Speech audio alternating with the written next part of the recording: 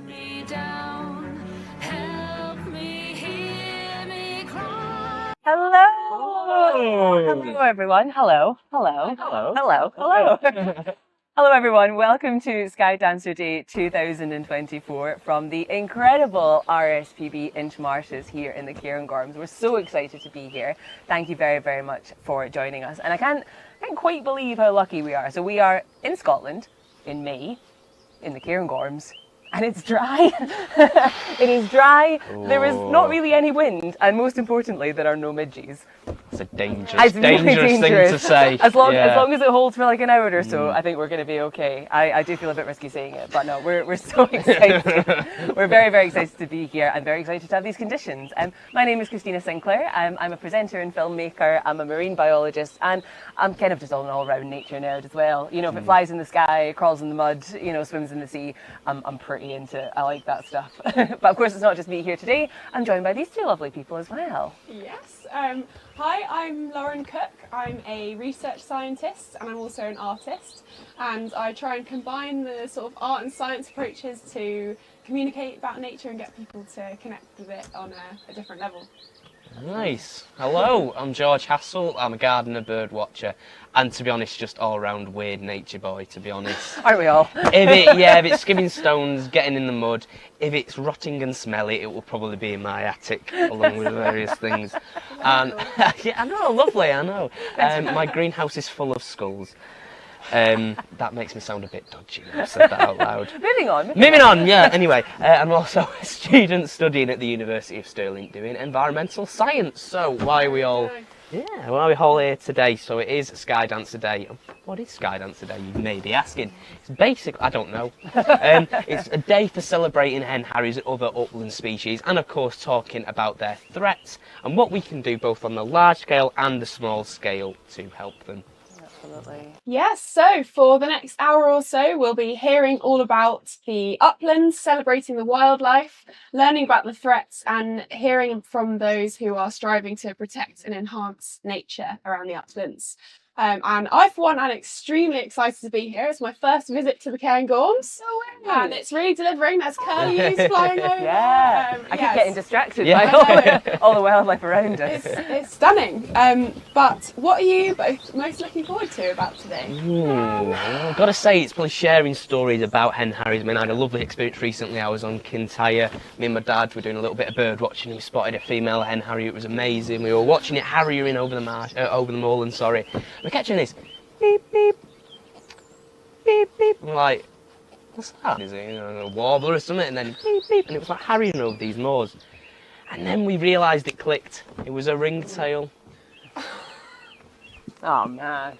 Well, I'm looking forward to some actual good storytelling. I'm actually looking forward to some real content, some real stuff. No, to be fair, I can't come up with jokes on the fly, so fair play to that. It took me 3 hours, but you know. No, I mean, I am really looking forward to hearing these stories. Not only of hen harrier conservation, but you know, this kind of landscape scale restoration that's going on in the Cairngorms National Park and has been for the last few decades. It's so exciting, you know.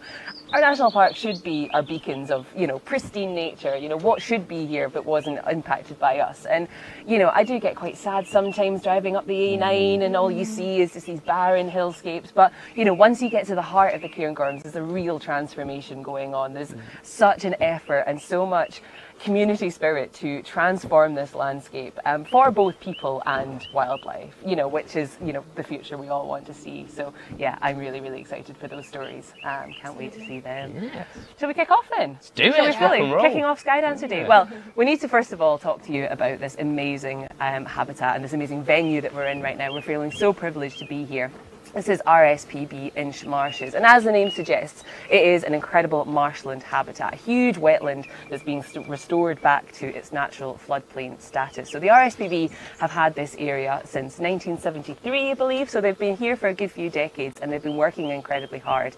So the area spans about 1,000 hectares across the River Spey, and as I said, it's being restored to that natural floodplain status. So in times of heavy rainfall, these marshes will absorb a lot of that rainwater water apparently has an ability to absorb 35 million cubic metres of water. It's a big sponge, so it soaks in that water. You get marshland, you get pools of water and ponds forming, and it makes this incredible habitat for wading species and wading birds especially. We've got lapwing, we've got curlew, we've got redshanks, all these amazing wading species, and of course lots of predators as well. We saw a marsh harrier within 5 minutes of arriving yesterday. White-tailed sea eagles are regularly seen flying over. It's just incredible. But of course during drought seasons as well, during periods of low rainfall, these marshlands retain that water and are an essential source of water for all sorts of species, you know, plant and animal included. So it's an amazing, amazing reserve, and a symbol, I think, for what we should be trying to restore with our wetlands. But I'm not going to give too much away because we're going to kick off with our first film now from Julie Ellis, who's the warden, or one of the wardens of the RSPB Insh Marshes, and she's going to tell us a little bit more about what they're working on. Let's take it away, Julie.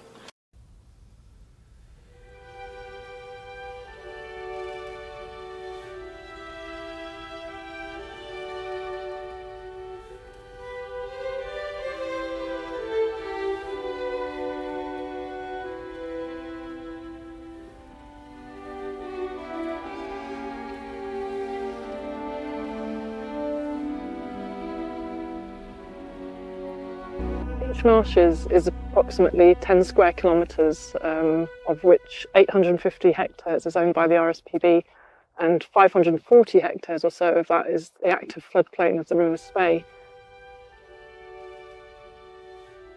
The habitats that are part of Insh Marshes range from woodlands on higher ground. We've got aspen, birch, pine, even the riparian woodlands of the alder and willow along the riverside, down through moorland and wildflower meadows to the marsh itself, the floodplain, which can be up to 3 metres deep underwater. Wintering birds here include hen harriers and whooper swans.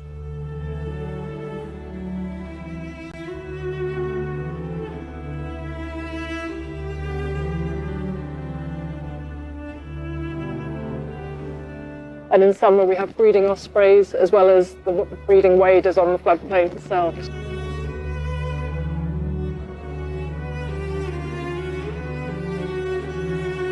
So curlew, snipe, lapwing, redshank and golden-eye duck as well along the riverside.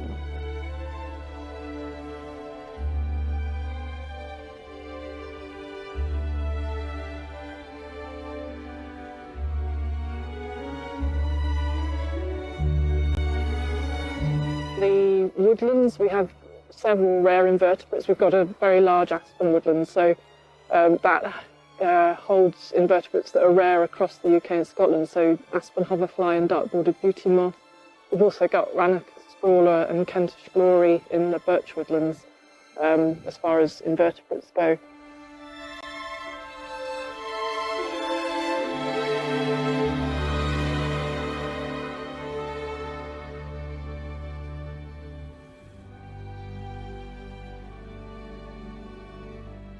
So, as well as the aspen woodland, other plant specialists here on the wetland, we've got least yellow water lily and also string sedge, which there are only 2 sites in Scotland, so we're very proud of looking after that.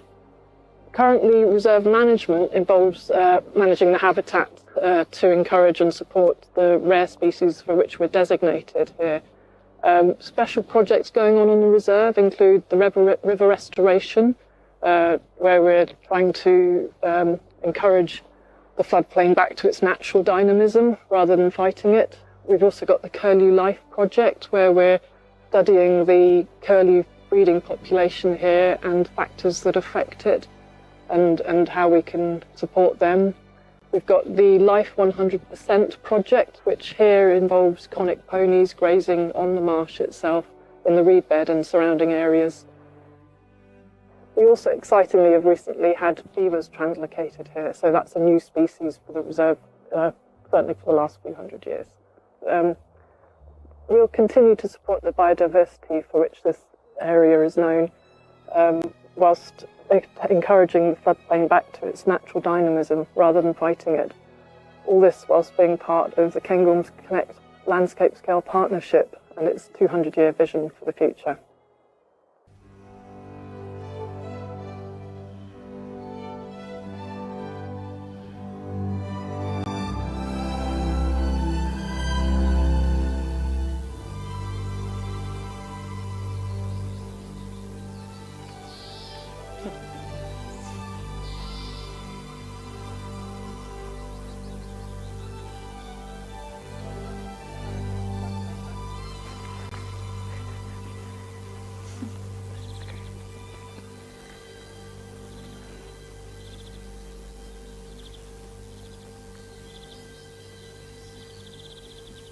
Oh, fantastic. And we can attest that all those species mentioned are here. We've had everything flying over our heads, curlew calling in the background. It's been lovely. And I'm so pleased to say that we've got Julie actually here with us today. And she's going to tell us even more about this incredible reserve. So thank you so much for joining us again and giving us even more of your time. We very much appreciate it. So first of all, I suppose it's pretty clear from us being here for like 5 minutes and watching the film that there's a pretty remarkable biodiversity present here, right? Do you have any particular favourite species or ones that you're really proud that are here? What's your favourite? Oh, that's a difficult question. Yeah. As you know, so many, and I guess it changes every time you're out here watching. Of course. See things, the latest.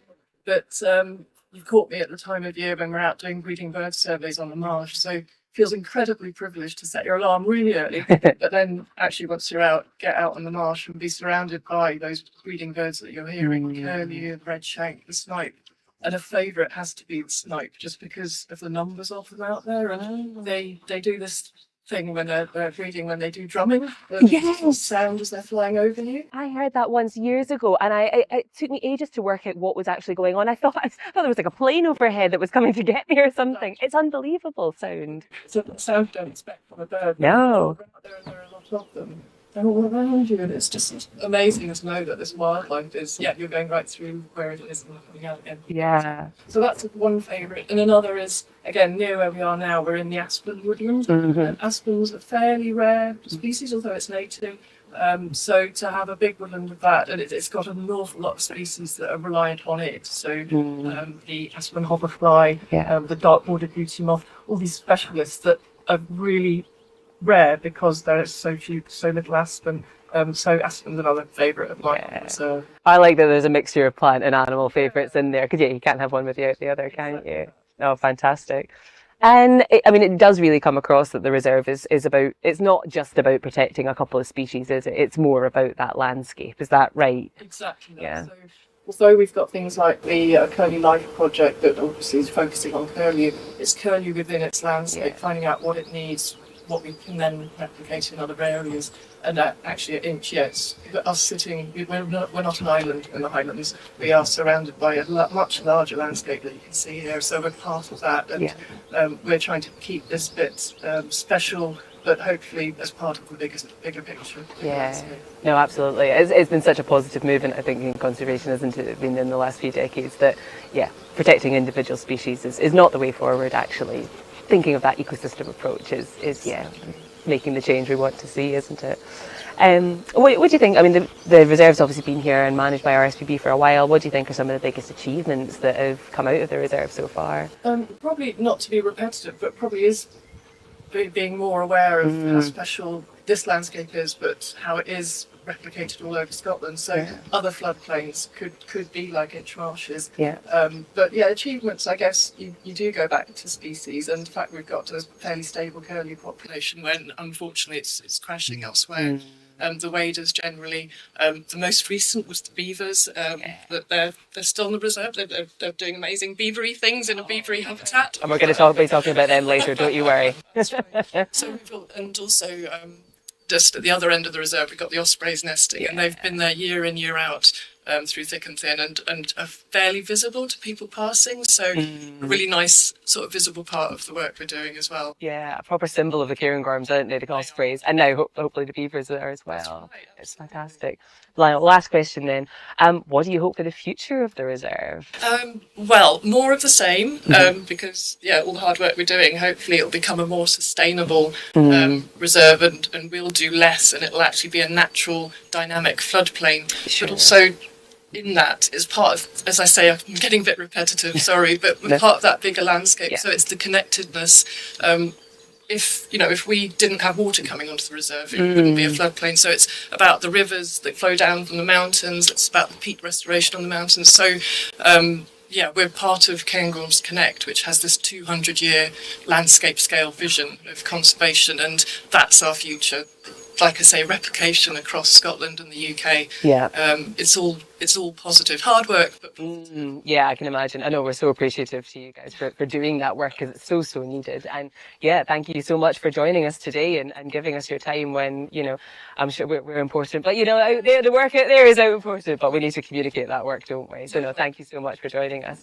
And speaking of Cairngorms Connect, actually, George, I believe you've got a little bit to tell us about that, haven't you? I do. So, what actually is Cairngorms Connect? Well, it's a partnership between different organisations, so, you know, nature organisations, land managers, charitable organisations, basically all gathering together like something out of Live Aid to do some Woodstock level conservation work. Rockstar conservation. Rockstar conservation, love it. You know, we're not just talking, you know, one habitat being rewilded here. We're talking a massive area. It's 600 square kilometres. Now, this is a 200-year project, but you can already see the work that's being put in. I mean, you walk around Lochgart and you walk up in the mountains, the sort of wildlife that you see that's being protected, from, you know, ptarmigan and snow bunting to, you know, crested tit and, you know, the angry Scottish turkey that is the capercaillie. So many. You gestured to me there. Sorry, yeah. The angry. Anyway, moving on. Yes, so many amazing species being protected with this partnership. Absolutely. Oh, it's brilliant. And we're now going to move on. We've got a film all about Cairngorms Connect. And we're going to hear from Karen Birkby, who's another warden here at Insh Marshes.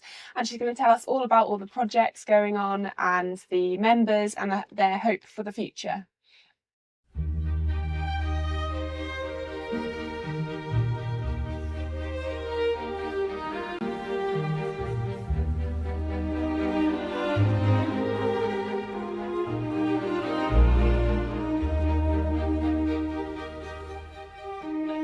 So Cairngorms Connect is a partnership of like-minded landowners that have all come together to deliver ecological restoration, and we have a 200-year vision to restore the landscape across a big vast area of the Cairngorms National Park, which is around 600 square kilometres of landholding between the partnerships and the partners.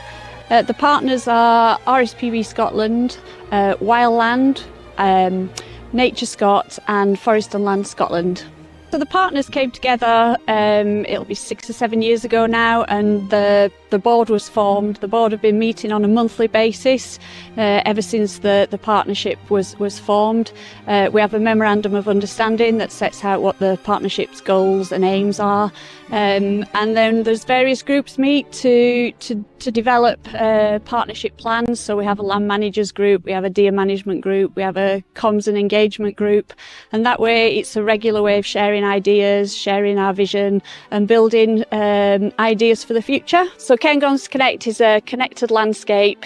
Nature doesn't recognise lines on a map, it doesn't recognise fences, it doesn't recognise boundaries. So the strength of the partnership is we're working across a connected area. We're creating a resilient landscape where nature will be more resilient to climate change in the future.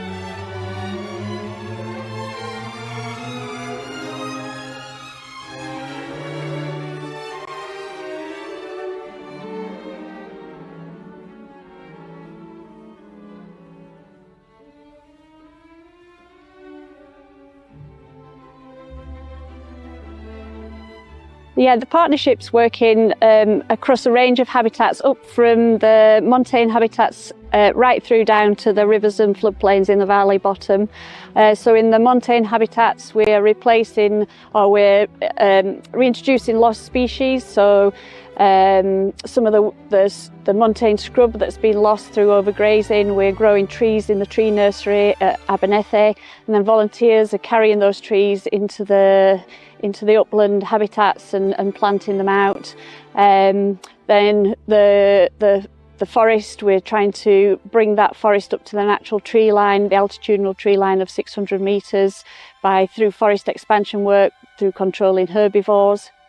In the forests themselves, we're restructuring the plantations, we're restructuring the forest, creating deadwood to create the best Caledonian pine forest habitat that we can possibly create. And then through to the floodplains such as Insh Marshes, we're restoring rivers by reconnecting the river and floodplain, and working on some of the canalised rivers that were modified 200 years ago to re-meander them to get them working in a more naturally functioning way. So all our work is based on science and monitoring, so we take the best evidence that we can and apply that to the restoration that we're doing. We're also heavily monitoring the restoration that we're doing to be able to tweak what we're doing, to be able to look to see if it's delivering the results we want, so that we can then implement any changes we need in our land management practices. We're also working with communities. We want communities to be an active part of our vision for Cairngorms Connect. So involving people in nature. Nature is a big part of people's mental health, and to have people engaged in what we're doing is really important.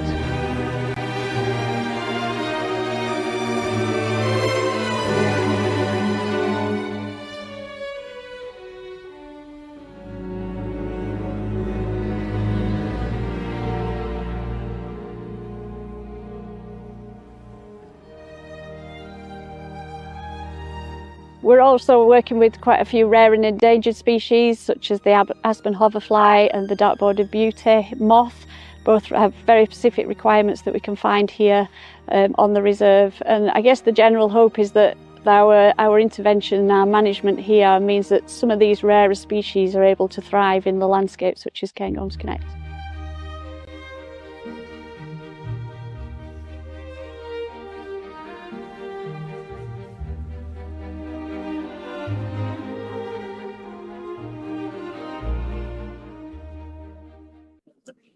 Well, we have a huge welcome to Tace class. Thank you so much for joining us. And Tace is part of the Insh Marshes Nature Reserve as well, and part of the Cairngorms Connect. So that was honestly an incredible film. It's such an ambitious project, 600 kilometres squared over 200 years. Kind of makes you feel small, doesn't it? But I was really wondering about, in that film, Karen talks about the reconnecting the landscape and how connecting these habitats together can help nature to become more resilient against climate change and things like that. So I was just wondering if you could explain a bit how that makes nature more resilient. Yeah, absolutely. When we talk about climate resilience, it's really, you have to think large scale. And you're talking about things like flood mitigation and wildfire risks and things like that. And they don't stop at boundaries either, so the solution shouldn't either. And you're talking about ecosystem processes that are working on a big scale as well, and therefore you need big areas, and you have to work with a lot of people together. And you mentioned Cairngorms Connect as being big, but when I look at it from an ecological point of view, it isn't. I think further than that, and landscape scale means we have to, even Cairngorms Connect is looking at its borders and thinking like, oh, actually we should make changes here as well, and start talking to the people who are neighboring Cairngorms Connect, and eventually that comes down to a holistic, nationwide plans, and that's really where it all should go in the end. Absolutely. But we have these good examples that show it can work, so that's good. Need more and more partners involved. Yeah, exactly. Yeah, it'd be brilliant. And all of this restoration work going on across, multiple different varieties of habitats. And I'm wondering what kind of things you're looking at, you're measuring and monitoring to inform the restoration practices. Yeah, so it takes a lot of work, and we have technology to our advantage. So one of the things we have out on the floodplain, I think we have about 20 waterloggers at the moment that are keeping an eye on how the water levels are changing throughout the years, but and through the seasons as well. But so we see bigger floods coming in the last few years. We see them, floods, they call them once in 200-year floods that we see every 15 years now. So things like that, we can monitor like that with water loggers.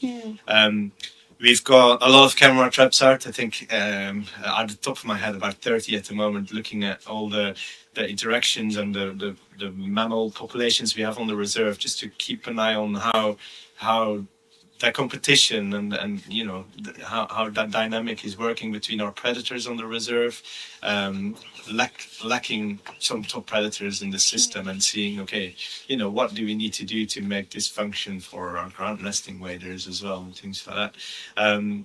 we've got cameras on the rivers as well to see how the habitats on the rivers are changing because of the way we encourage the dynamic system to work. So we can see shingle banks developing and others developing more into a wooded area along the river, but then new shingle banks developing as well, trees falling in the water. So we need a way to quantify that. So there's camera traps on the river, and those differences are being analyzed as well.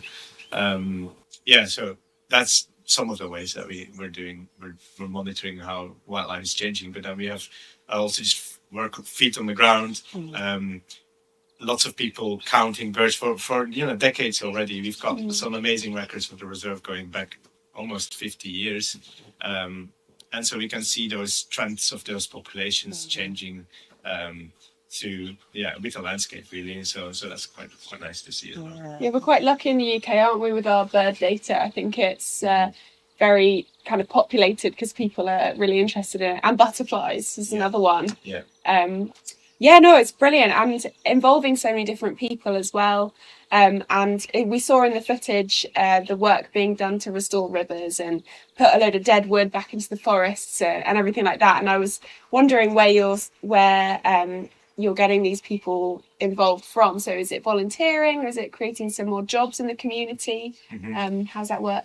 Yeah, one of the reasons I came to this area because I was looking for a job for about half a year, and every month something would come up in this area that I was like, yeah, I'd like to do that, please. So there's definitely a lot going on in this area, and it attracts people like me that, so people come from far and wide to come and help be part of this as well. But I think in the long-term sustainability point of view as well, local people need to be involved. So that's where we really want to get people from as well, getting involved. And we are more and more, I would say. With any project I'm involved with, whether it's curlews or beavers, or there's always local people that are be keen to be involved and pick up some skills, and eventually they start working for us as well. So that's how we do it. And it takes a lot. And I see, so we work a lot with volunteers as well. They're key in what we do. But I always see volunteers as not a way for me to do less. It's like we can do more with volunteers, but it doesn't take away the fact that I have to keep doing the same amount of work, because that takes a lot of work as well. We work with lots of local people. They are out every week for us in the reserve, collecting valuable data and questioning what we do as well, which is super important.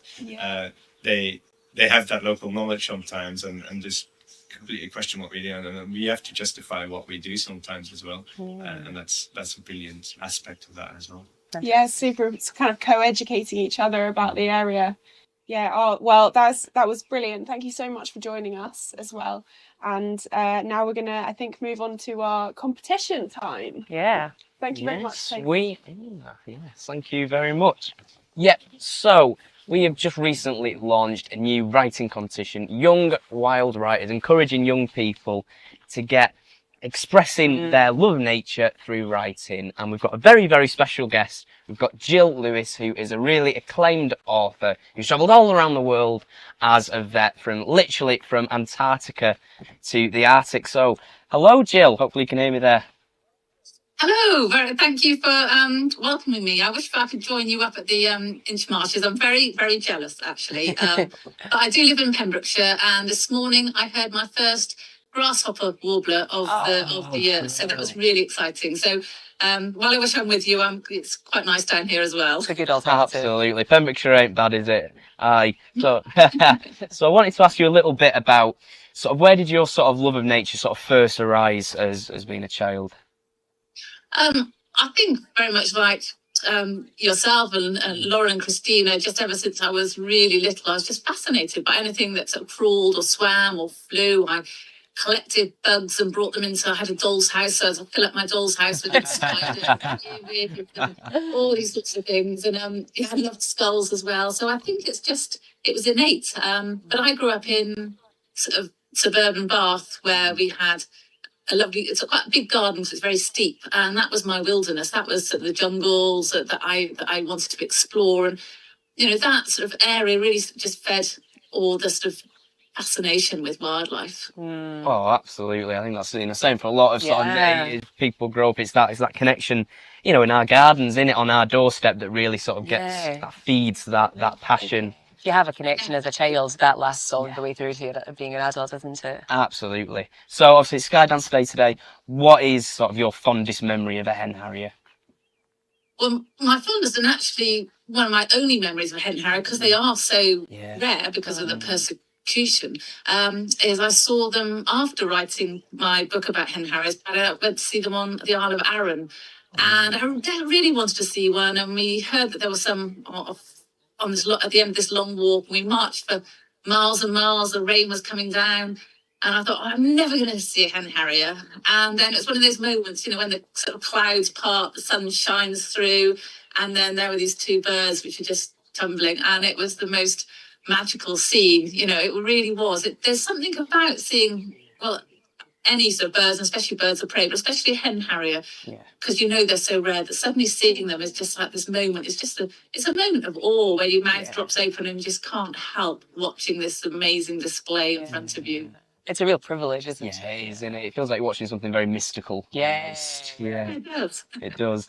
So you published the book Skydancer in 2017. It's about a young lad who's grown up surrounded by moorlands, surrounded by gamekeeping and grouse shooting. He's then kind of caught between a sort of rift between tradition and a love for protecting nature. So why do you think it's really sort of important to kind of hook kids at a young age through your books? I think engaging young people with stories and writing is one way of bringing these issues to the fore. So if you don't grow up on the sort of uplands or the moorlands, then you can understand an issue. And I think one of the things that books help you, or fiction books about factual events help young people do, is to sort of take them on that journey, to be able to see lots of different perspectives. So I try to give the perspective of this boy Joe, who's a gamekeeper's son, and see the conflicts he has with trying to agree with the tradition behind him, but also trying to find a future way, which is to going to preserve the birds. So I think that's the importance of literature, whether it's non-fiction or fiction. It's a way of raising awareness, a way of engaging people, and then empowering people, so that you feel that young people feel they can change their future. And that's the power of words, especially with writing their own stories. That empowers them to make a difference as well. Absolutely. I feel like it's so important what you're saying about transporting kids, because obviously, moorland, particularly in England, it's a very rare habitat, isn't it, really? People who either grow up in cities or in, sort of farmland, suburban areas. It's that connection. You can almost feel yourself being transported to these amazing habitats that otherwise you might not travel to. I think, I agree. I think that's really, really important. So I was wondering if you could tell us a little bit about this year's competition, so that anybody who kind of wants to sign up, wants to do some writing, kind of knows the sort of general gist of what they have to do. Oh, well, yeah, so it's really exciting. If you look on the Hen Harrier Action website, you'll see the posters and how to submit your entries. But this is the fourth year of the Young Wild Writer competition, and every year, the standard just gets higher and higher. So it's a competition for 3 different age categories: young people 5 to 8, junior 9 to 12, and senior 13 to 16. And it's writing up to 500 words. It can be either a poem, prose, an article, a newsletter. But we've got the theme this year of human impact. And that can be sort of thought in very different ways. It could be a positive story, it could be a negative story. But undeniably, human impact affects the natural world, whether or not on a global scale or a sort of national scale with rivers, or on a local scale, whether or not you live, in a city or in a rural place. So we want people to think about the theme of human impact and to write 500 words about that theme. And it's really important to know that we're not focusing on spelling or grammar. We're really focusing on content and able to communicate an issue, because, this is how we change the world with words. We sort of change hearts and minds. And that's a very, very powerful thing. So, and then there are some fab prizes. There's some RSPB Puffin binoculars. There's some book vouchers. The overall winner has an online school Zoom meeting from myself. Or if people are homeschooled, then another sort of online session could be arranged. So, yeah, really exciting. We're really looking forward to getting lots of entries. So do spread the word amongst schools and individuals. That'd be great. Oh, that's brilliant. I wish I was younger. I know, I do as well. I mean, it's great that we're not focused on spelling and grammar. I might start for this. Absolutely. Yeah. And I'm hoping now you're going to read maybe last year's winner to kind of inspire people and, give them an idea of the sort of thing that they should be writing and going for. Yes, well, I'll read last year's winner. It's important to say that the standards were so high, it was so difficult to choose a winner. But the overall winner was last year was George Metcalf, aged 16 in the senior category. And he wrote a piece called The Big Finale. And it's about this, set in New Zealand, it's about this kiwi bird which is surrounded by a forest fire. And it was very original because it set this stage of this sort of theatre, this awful theatre we're watching of a kiwi being surrounded by fire. And it's a little bit when we're looking on our screens, on our phones, on our computers, we're watching this destruction around the world and we almost don't want to look away, but we're sort of witness to it. And this is what sort of captured that essence. So I'll read George's Metcalf's piece, The Big Finale. Ladies and gentlemen, boys and girls, welcome to the most spectacular show on earth. Prepare to be dazzled, amazed, and enthralled as I unleash the world of wonder and excitement to you. Suspend your belief, for tonight you are about to embark on a journey beyond your wildest imagination. So sit back, relax, and let the magic unfold before your very eyes. This is it, the big finale. Our stage is a forest in the heart of New Zealand's wilderness. Tall eucalyptus trees tower over like guardians protecting their territory.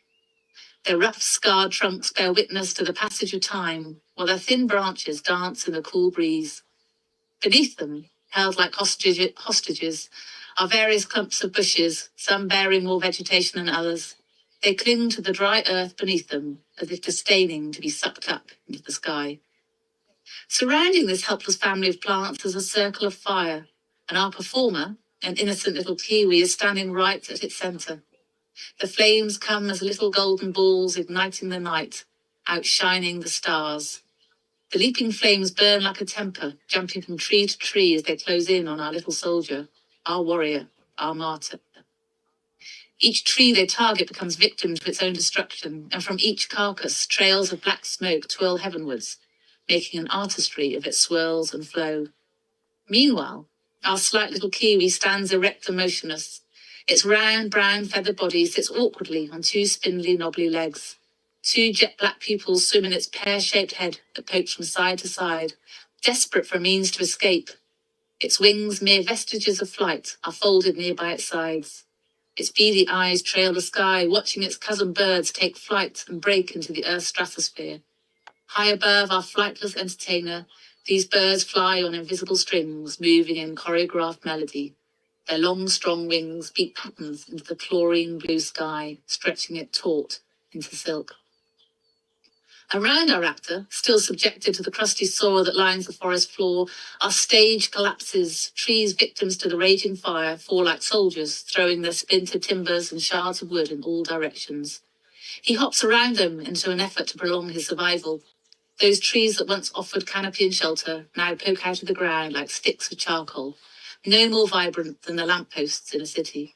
The air smells and tastes like a bonfire, while the horizon glows orange beneath the smoky, wind-dragged plume. The circle is closing, and it's time for our star to shine. His eyes are racing back and forth in his skull, his feet are twitching nervously, and his head is rolling in its socket. He crouches low, his wiry beak tickling the floor. He waits there, braced for impact, while the hungry flames close in on him. Ladies and gentlemen, boys and girls, this is it, the big finale. So it's quite a dramatic piece, isn't Wow, it? goodness. That scene Wow. of watching this terrible destruction in a very original way. Yeah. Don't know what to say. I was A very, very worthy winner. I was on the other side of the world then, and I was in New Zealand watching that. It was, really sort of. Yeah, really evocative, really kind of powerful Blimey. piece. Well, thank you. Yeah. There were so many. It's as actually as one of the judges, it's just so hard to choose because there's so many different pieces which had originality. Some really had really good communication. You know, it's difficult judging this. You want everyone to win, actually. Yeah, Yeah, I don't blame you. But no, thank you very much, Jill. Anyway, that was really, really interesting. Yeah. And if you want to sign up, please do so, because Yeah. it's a brilliant competition. It is, yeah. Closing date is 7th of July, 500 words, as Jill's told us, and you can submit your entry at henharrierday.uk on the website. Yeah, so make sure, if you're interested in writing, get that in. Is it in there? You never Yes. know what might happen if you enter one of Hen Harry Day's competitions. You Exactly. end up presenting Skydance today with these lovely There we people. go. Yeah, we maybe have the job. Well, thank you, Jill. And continuing on our theme of human impact, we're now turning to Trees for Life, and our very own Paul Samuels from Hen Harrier Action is going to be interviewing Steve Micklewright all about Trees for Life and their mission to rewild the Scottish Highlands. We'll be hearing all about the projects that are going on in the area across this huge landscape, and really sort of in-depth interview that Paul's well, sharing. we'll find out, I guess, about the origins of Trees for Life, won't we? It kind of, you know, they started off in Glen Affric, and they've now gone through to expand across the whole Highlands, and core missions of rewilding, but then have gone to span beyond just rewilding and all the way into ecological restoration and education and engagement, and working across a brilliant scale. So I'm looking forward to hearing this. Yeah.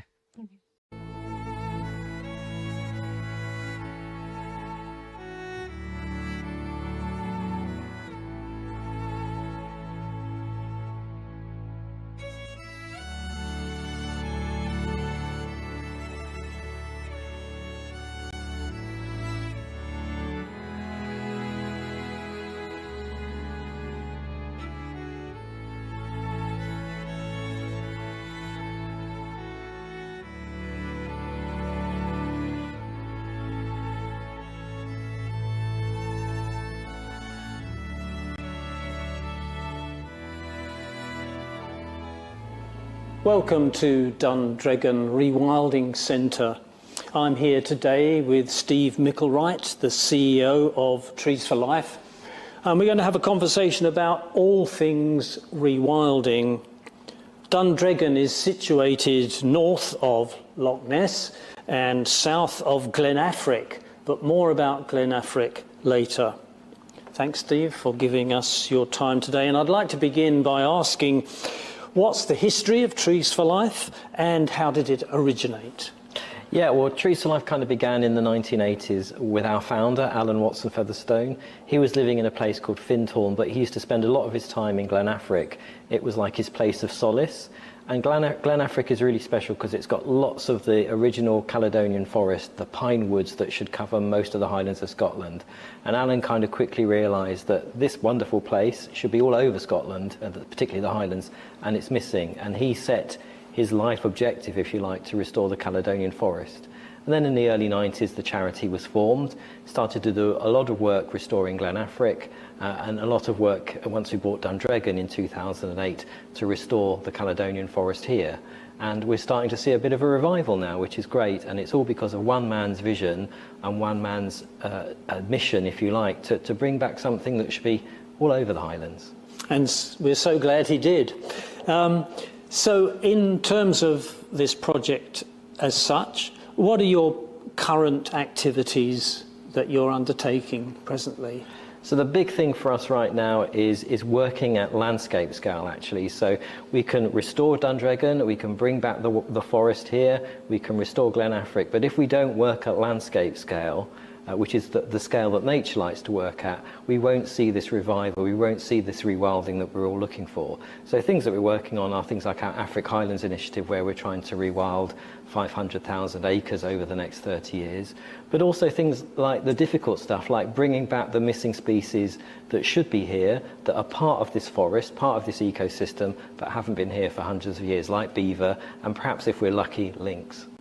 So in terms of those current projects, you must have also in mind something about your long-term vision. What would that be? Yeah, if this rewilding thing is going to work in the Highlands of Scotland, it's got to benefit people. The thing about this landscape is there's not as much wildlife in it as there should be, and there are historically low levels of people living in this landscape. Now, rewilding, although it's about nature looking after itself, requires a lot of help right now in order to make it happen. And also, if we get rewilding happening at scale, places like this rewilding centre are going to be places where people will want to come. All of that creates jobs, all of that creates livelihoods. And the only way for us to make rewilding work is for us to demonstrate that, because then it will last. So it's about people as well as this return of nature for us now. In some respects, I think you've been very successful already in the number of people who come here. So it's obviously having some of the benefits that you've mentioned for current populations visiting, if not living here. Yeah. I think the thing that is really inspiring about rewilding, it's a positive thing. It's about a positive future, and we live in a world that's really kind of quite negative right now and kind of pretty desolate for lots of people.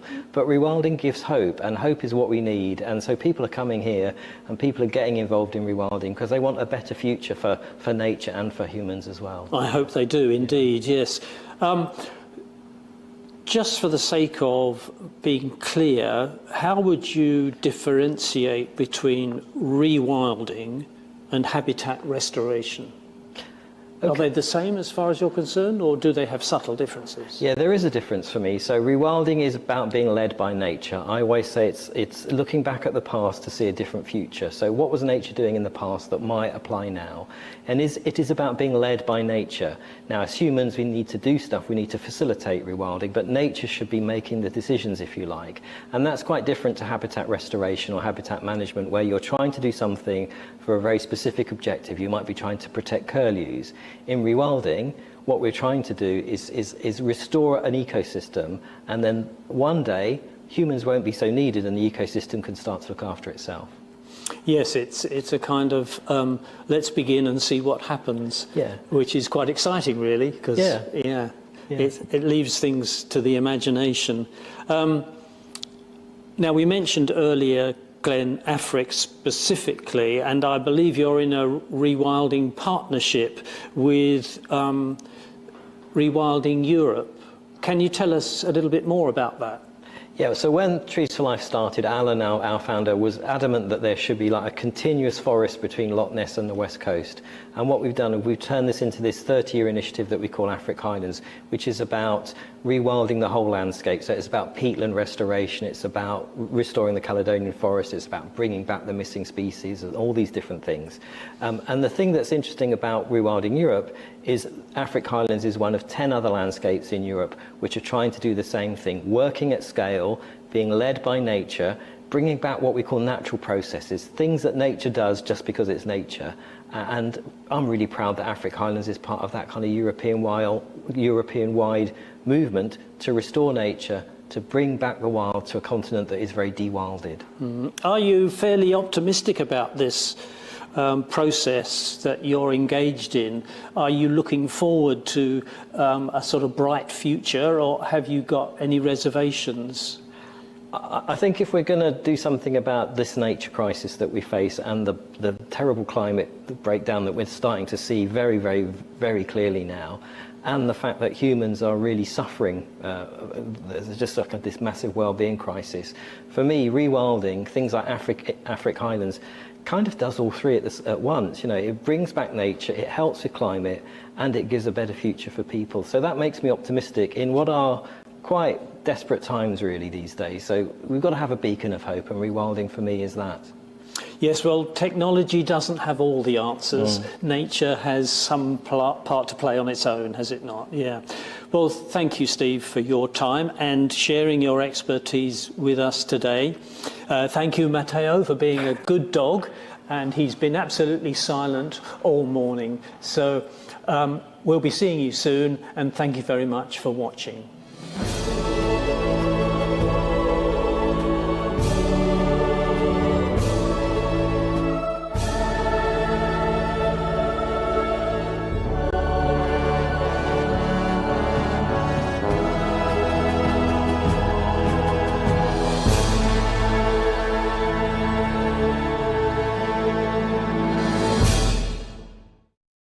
Oh, brilliant. Thank you so much to Steve and Paul for that. It's a fantastic film. And yeah, as I said, a fantastic organisation, a fantastic place. Have you been to Glen Affric before? No, I haven't. It's on my list of things to do. It'll need to be on your next list because, you know, you get the Caledonian pine forest in the Cairngorms, but, you know, going to Glen Affric and seeing it there is truly spectacular. And I just love Trees for Life as an organisation. You know, I think they are doing so many important attributes. You know, they are doing the practical conservation restoration work on the ground. But yeah, like I said, that engagement and education work they're doing is so important because if people don't know what the biodiversity, what's happening with biodiversity, if they don't know what work is being done to restore it and why that work is so important, you know, you're never going to see that full scale that you need to see to really restore our species back to the levels that they should be. So I love them as an organisation. I think they do such fantastic work. And yeah, well, like when I went to Dundragon last year for 8 out of 10 bats, it was such a fantastic place, and I really recommend everyone goes because it's in a beautiful place. It's got amazing people. They're doing such amazing work, and spending time there just gave me so much hope, you know, for nature, because you know we are in such a dire place with our biodiversity. You know, we're in biodiversity collapse, we're in climate collapse. You know, it's pretty heavy, you know, on a day-to-day basis being interested in the environment. But spending a bit of time at Dundragon just gave me so much hope that actually we can achieve a different path. We can restore these species. We can find a balance between human activities and nature. And keep that respect there. So yeah, it gave me so much hope. I mean, what about you? Is there a particular place, particular species, or what gives you hope when you know, all the climate misery gets a little bit heavy? It does get heavy. Well, I'm very lucky to have spent some time in Norfolk at the Wild Ken Hill, which is another rewilding project. Yeah. And it's right on the coast there, plus the wetlands. So you've got real mix of habitat and species. And before going there, I'd never seen a hare in real life, and there's hares everywhere. Oh, that's cool. There's a marsh harrier and a barn owl that kind of comes every evening sweeping over the fields. Beautiful. And I love how immersive it is there in nature, and take that feeling back with me to London where I live, where there's not so much, but there's still, you know, amazing birds and insects and things to connect with on your doorstep. Yeah. But also what gives me a lot of hope is being able, when you're out and about in these places, and also, you know, through various initiatives around London and through my work, I meet a lot of people who are also really interested in nature, and they've devoted their whole careers to conservation, and you know, there's good guys out there too. That are. A lot of hope. Yeah, absolutely. I love how nature does connect so many different people. You know, it's not just the classic nature nerds that can find benefit from nature. And if you see someone going out with a pair of binoculars or with a camera, you know, it's such an easy way to strike up a conversation. And they could be so different to you. They can have a completely different lifestyle and upbringing, but that connection to nature connects you, doesn't it? Absolutely. No, absolutely. And finding that hope is so important, because like we say, you know, we are in a state of biodiversity decline. You know, the UK is one of the most nature depleted countries in the world, and finding those moments of hope is so important so that we can keep working hard to restore them, because there are so many species that are under threat. And of course, one of them is the reason we are all here today, the hen harrier. It feels really disappointing to still be talking about hen harriers and kind of the problems that we're having with restoring those populations, but you know, it's really important that we keep doing it. So how are hen harriers faring in the UK today in their populations? Well, the good news is there is some good news to report. So the RSPB carried out their hen harrier survey and published some results last year, and they have actually found a 20% increase in the number of territorial pairs in the mainland UK. So Celebrate the wins. Yeah, we've got to celebrate the wins. We really do. So in 2016, there were 545 territorial pairs, and that number increased in last year to 653 pairs. So 20% increase. That's amazing, you know. And there's so many people out there that are working incredibly hard in incredibly difficult circumstances to recover the hen harrier and restore them. So, you know, an incredible thank you and congratulations to them for that work.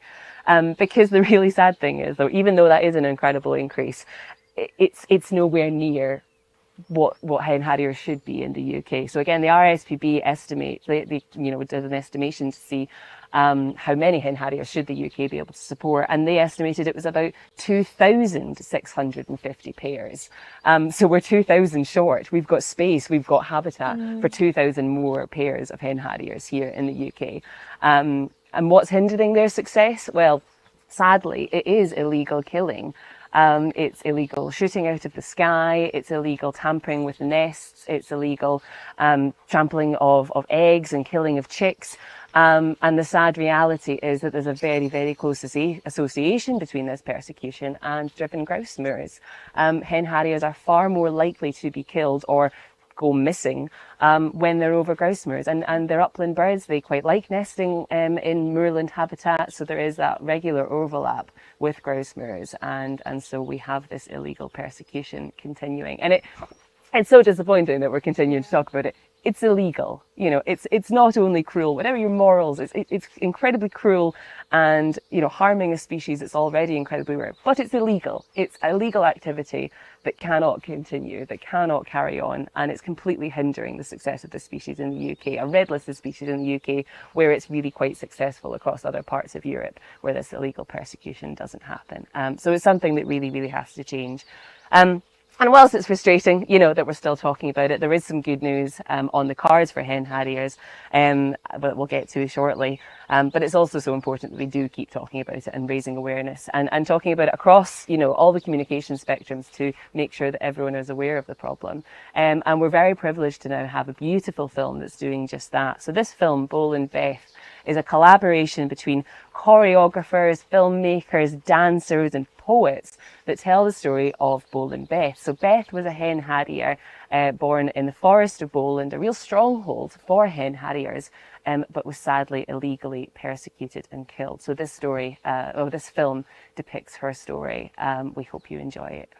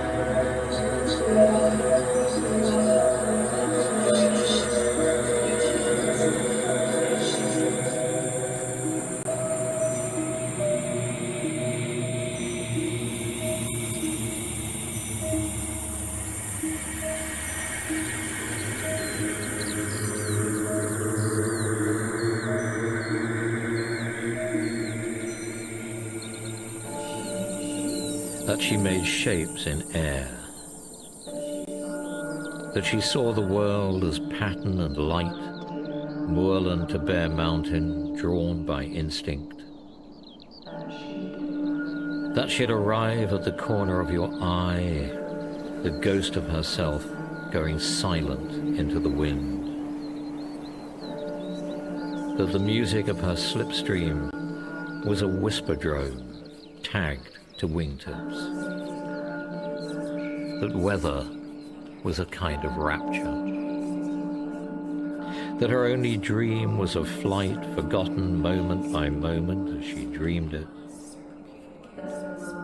that her low drift over heather quartering home ground might bring anyone to tears, that she would open her prey in all innocence, there being nothing of anger or sorrow in it, that her beauty was prefigured, that her sky dance went for nothing, hanging fire on plain air, that her name is meaningless, your mouth empty of it, mind empty of it, that the gunshot was another sound amid bird call, a judder if you had seen it, her line of flight broken, that she went miles before she bled out.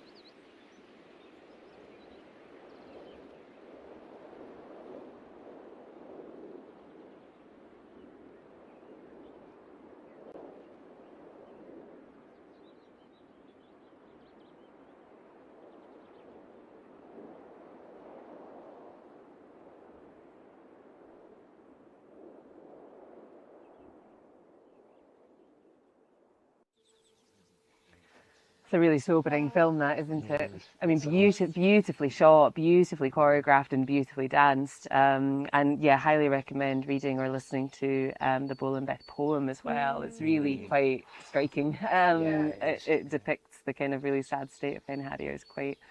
It gets to the heart, I think, of the problem.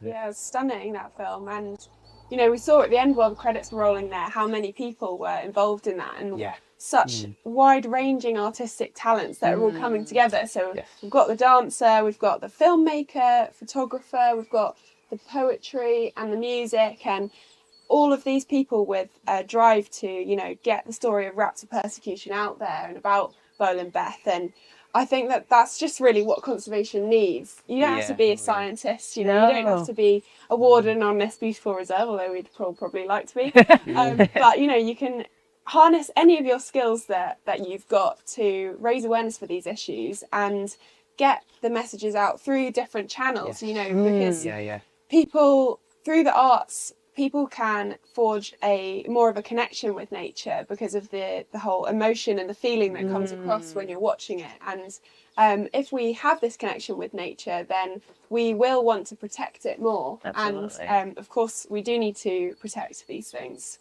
Absolutely. You've got to have the art in the right place, haven't you? Yeah, the more diverse voices speaking for nature, the better.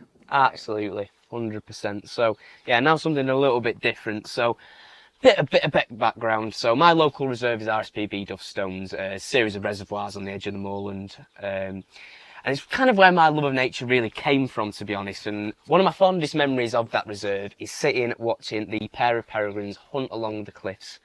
And it's where they became my favourite bird, and they still are to this day. Now, I found out literally yesterday that sadly one of those birds has been shot and is now dead. And I found it pretty heartbreaking to know that one of the birds that, you know, literally one of the birds that got me into wildlife has been shot and has died in obviously unnatural circumstances. So it was shot through the through the wing, and it was later put down because of wounds underneath the left wing as a result of shotgun pellets.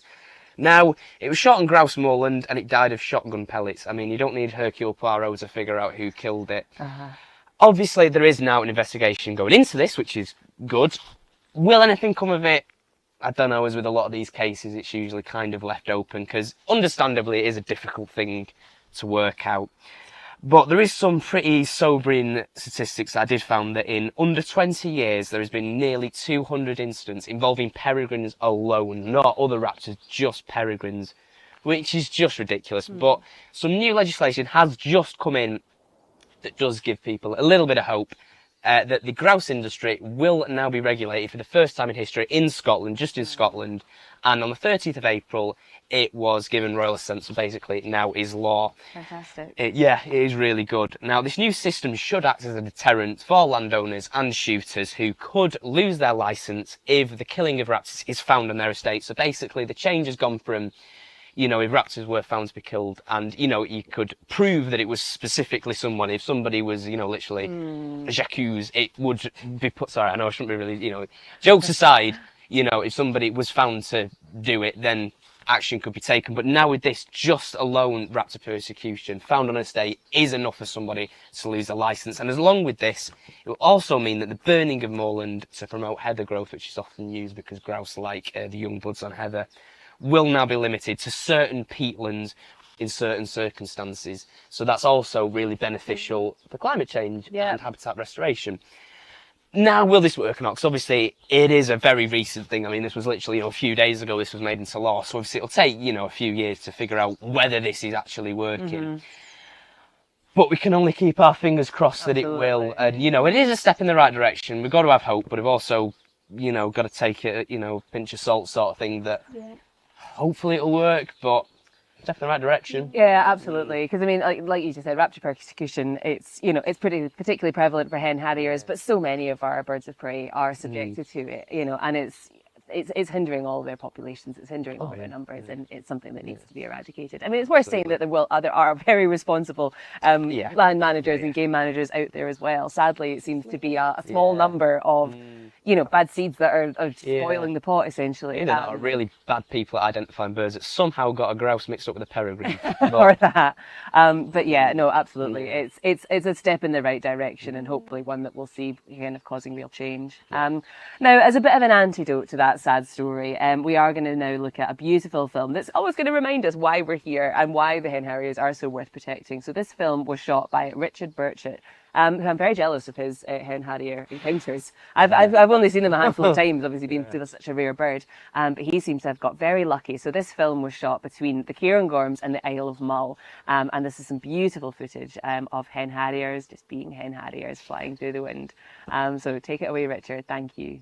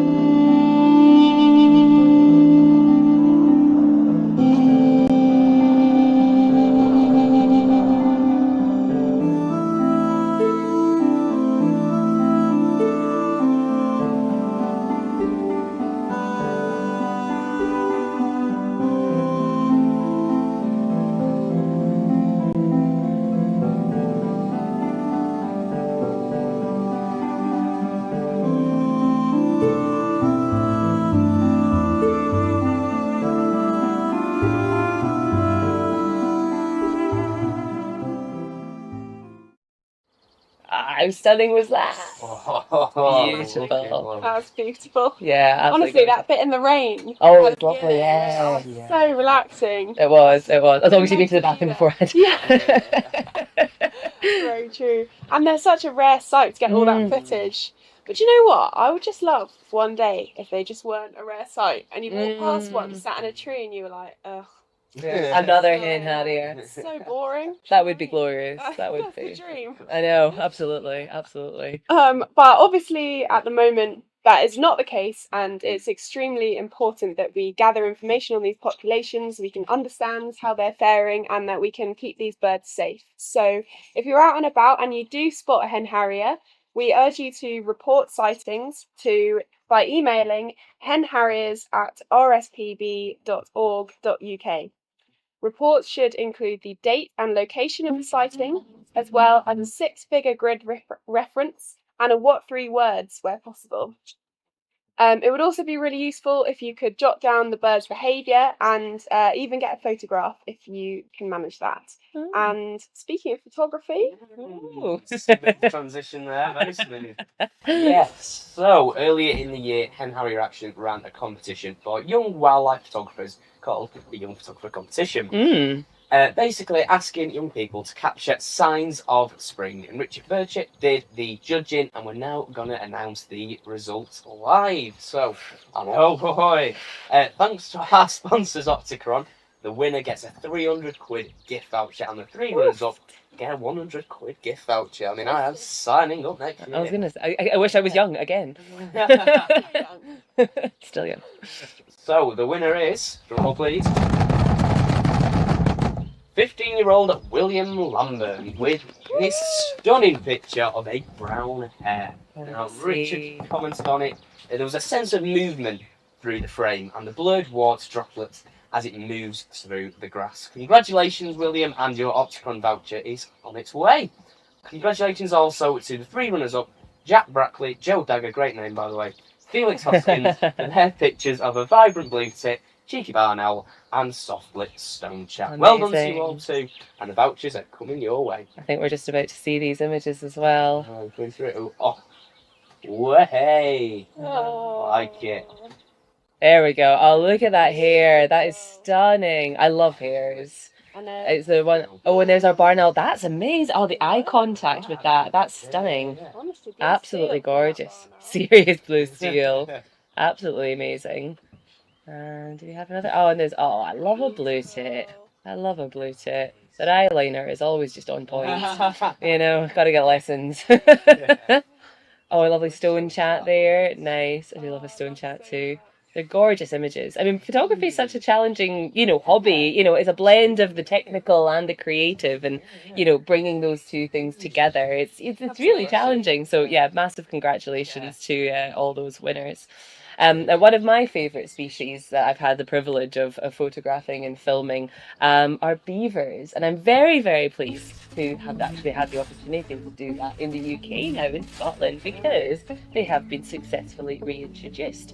And we're very lucky to be joined by Taze again, so thank you very much for coming to us again.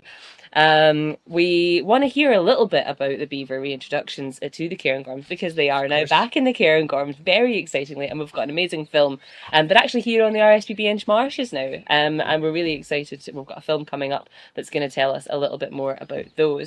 So I've got a couple of questions, if you don't mind, before we launch into that film. I mean, how do you feel personally about having beavers back in the Cairngorms?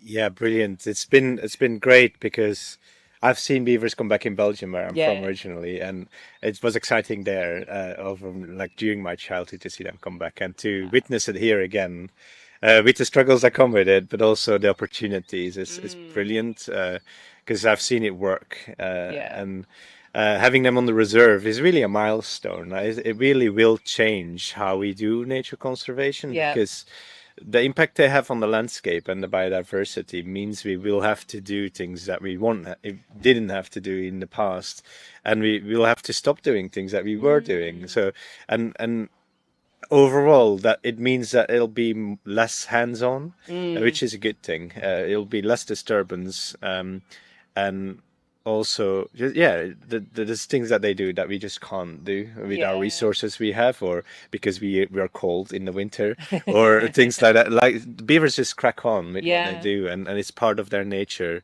And their ecology just provides that biodiversity boost, and it's just things we can't do. So it's really exciting to see them here. They are those ecosystem engineers, aren't they? That completely absolutely. transform a landscape. I mean, what were the challenges, I suppose, into getting them here?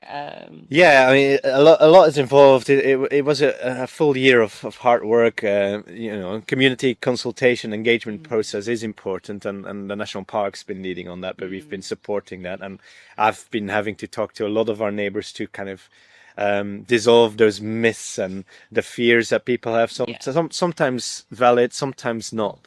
They don't eat fish, but there's a lot of things to think about when you bring a beaver back in. So that was a big part of it.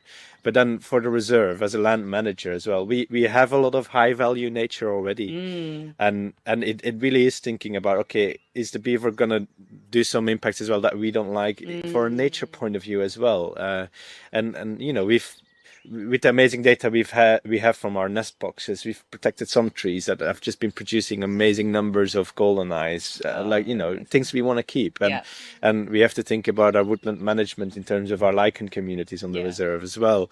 So it's not just simple and straightforward. Beavers are good, put them in there. Totally. We put a lot of work in it as well, but the overall benefit will be huge. We're so excited to see. I mean, they've literally just arrived, haven't they? They've not been here for very long. It's only been a few months, is it? Absolutely. About 2 months now since the first ones have arrived in the area, and we've released them in March, so that's like 6 weeks ago or something like that. So it'll be incredible to see that progression year on year on year. Yeah. But let's find out a little bit more about how that reintroduction took place. We've got a lovely film now, also featuring Taze, that will tell us a little bit more about how they got here and what effect we're hoping that they'll have. So enjoy the film.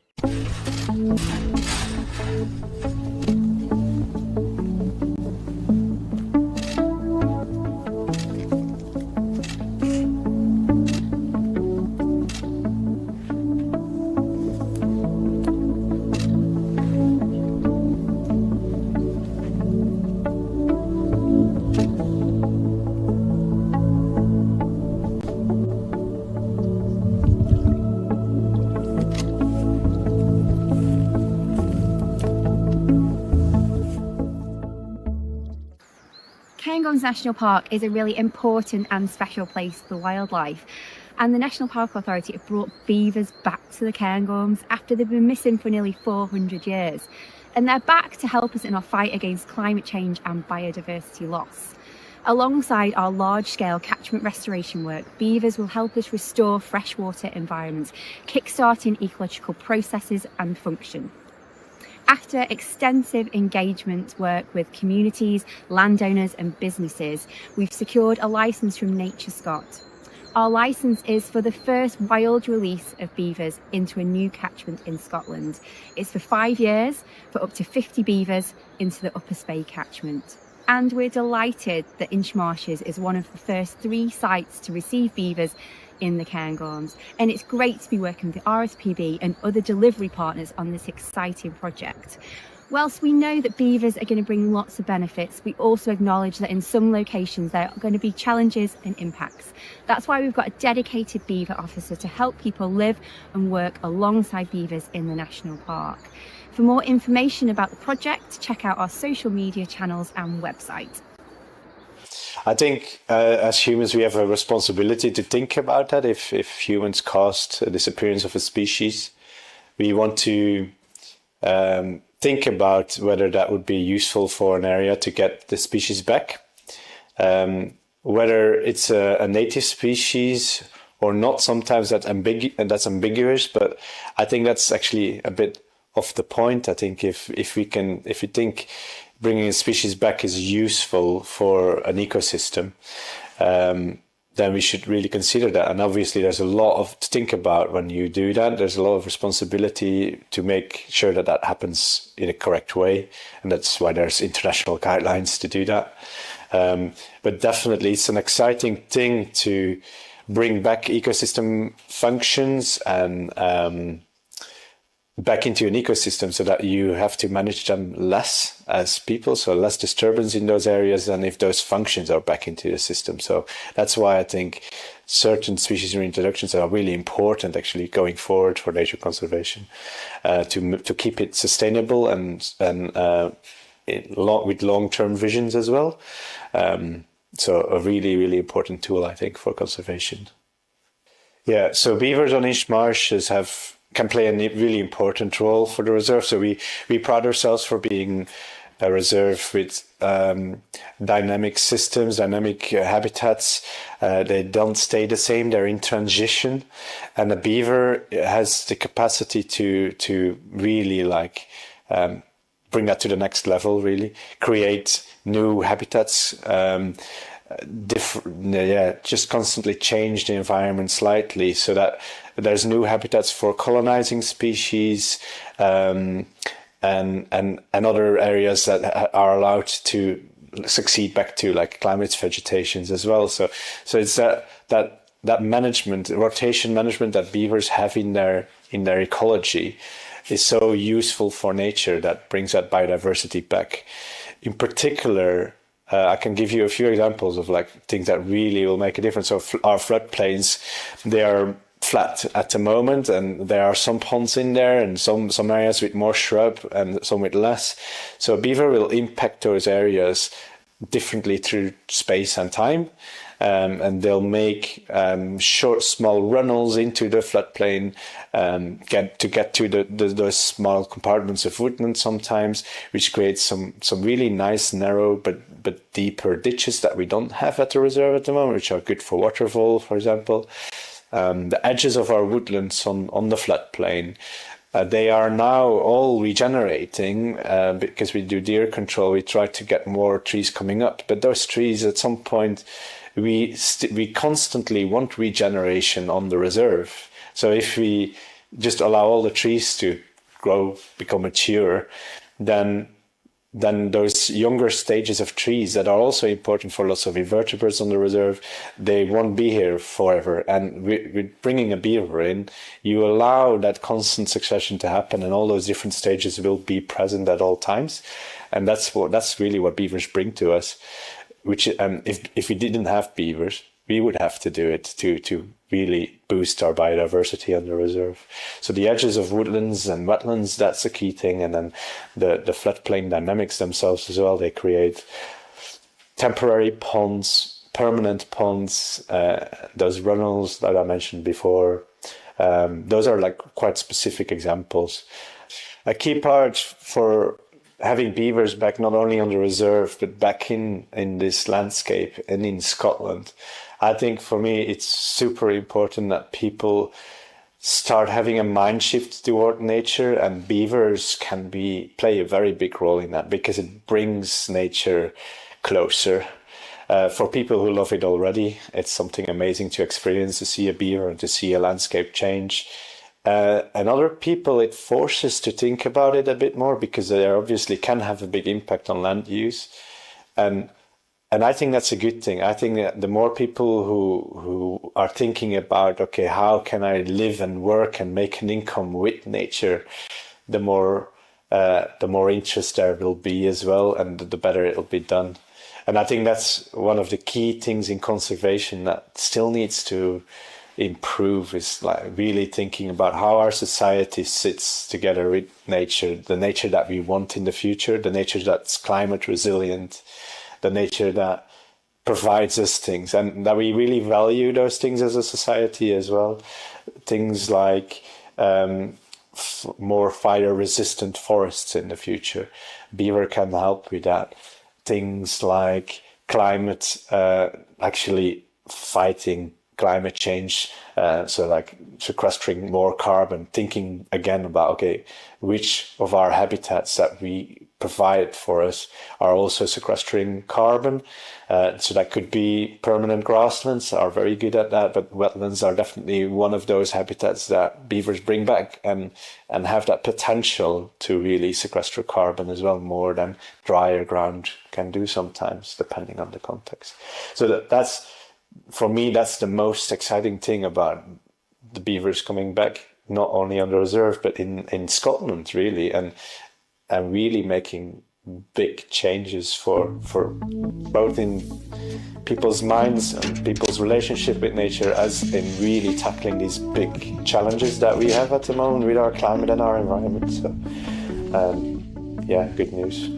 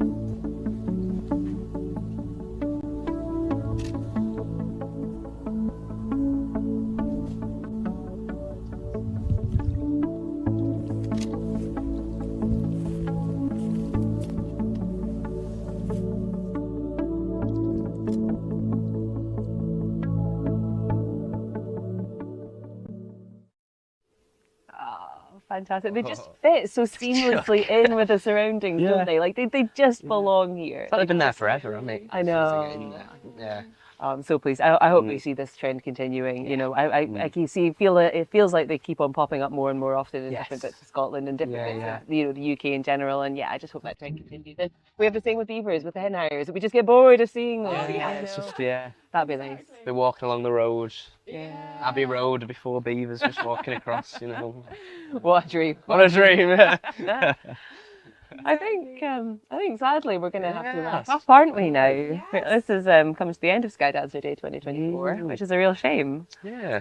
I know, it's been really nice couple of hours or hour and a half. Don't know where we've got to here, but well, if you want to hear more about hen harrier action and all the things we've got going on, you can head to the website to get more information there. That's henharrierday.uk.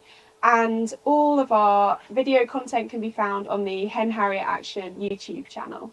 Fantastic. And thank you so much to all of you for watching. You know, we couldn't do it without you guys. And thank you for all your lovely comments as well. We were looking at those in the break. So thank you. Thank you to all of our guests for making films for us, for contributing their artwork, their poetry, their songs. Again, we're so appreciative for everyone working hard to protect hen harriers and protect upland species. And thank you to all our guests that featured and chatted to us live. We really appreciate it. And thank you to RSPB for hosting us at this incredible venue. I don't know about you guys, I'm going to go for an explore pretty soon. Same. I'm heading off. Absolutely. Make sure you're supporting all those organisations. You know, check out their websites, donate to them if you can, donate to Hen Harrier Action if you can, and check out the website for more information and more events that are coming up very soon. Yep, and remember on the 10th of August at Castle Waters, it is Action Day. So if you're in the area, show up. If not, tune in online. And I'm going to leave you with a joke that took me roughly a three-hour coach journey to complete. Totally worth it. This is my audition to become the 7th Monty Python. So, what do you get if you cross a beaver with Elvis? I don't know. Beaver, Las Vegas. Thank you very much. Oh man, on that note, thank you so much everyone. Take care. See you later. See you next year. Bye.